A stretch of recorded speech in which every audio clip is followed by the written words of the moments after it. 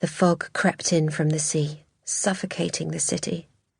It descended like an invading army, consuming landmarks, choking out the moonlight, rendering Southampton a strange and unnerving place. Empress Road Industrial Estate was quiet as the grave. The body shops had shut for the day. The mechanics and supermarket workers had departed, and the streetwalkers were now making their presence felt. Dressed in short skirts and bra tops, they pulled hard on their cigarettes, gleaning what little warmth they could to ward off the bone-chilling cold. Pacing up and down, they worked hard to sell their sex, but in the gloom they appeared more like skeletal wraiths than objects of desire. The man drove slowly, his eyes raking the line of half-naked junkies. He sized them up, a sharp snap of recognition occasionally punching through, then dismissed them. They weren't what he was looking for. Tonight, he was looking for something special. Hope jostled with fear and frustration. He had thought of nothing else for days. He was so close now. But what if it was all a lie?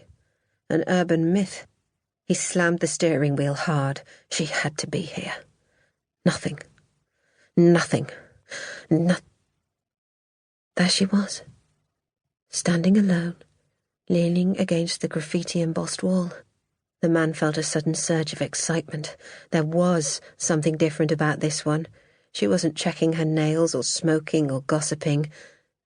She was simply waiting for something to happen. He pulled his car off the road, parking up out of sight by a chain-link fence. He had to be careful, mustn't leave anything to chance.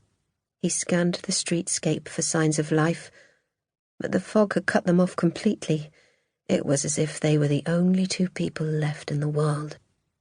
He marched across the road towards her, then checked himself, slowing his pace. He mustn't rush this. This was something to be savoured and enjoyed. The anticipation was sometimes more enjoyable than the act. Experience had taught him that. He must linger over this one. In the days ahead, he would want to replay these memories as accurately as he could. She was framed by a row of abandoned houses. Nobody wanted to live round here anymore, and these homes were now hollow and dirty.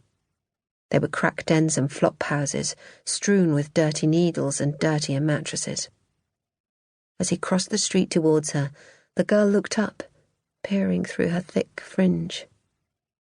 Hauling herself off the wall, she said nothing, simply nodding towards the nearest shell of a house before stepping inside. There was no negotiation, no preamble.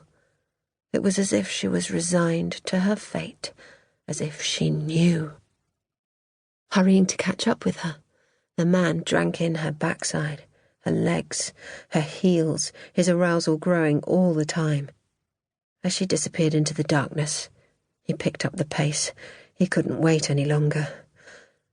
The floorboards creaked noisily as he stepped inside. The derelict house was just how he had pictured it in his fantasies. An overpowering smell of damp filled his nostrils. Everything was rotten here. He hurried into the sitting room, now a repository for abandoned G-strings and condoms. No sign of her. So, they were going to play Chase Me, were they? Into the kitchen. No sign.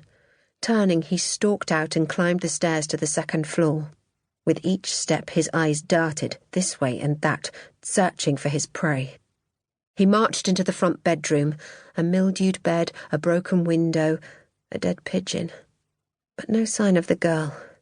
Fury now wrestled with his desire. Who was she to mess him around like this? She was a common whore, dog shit on his shoe.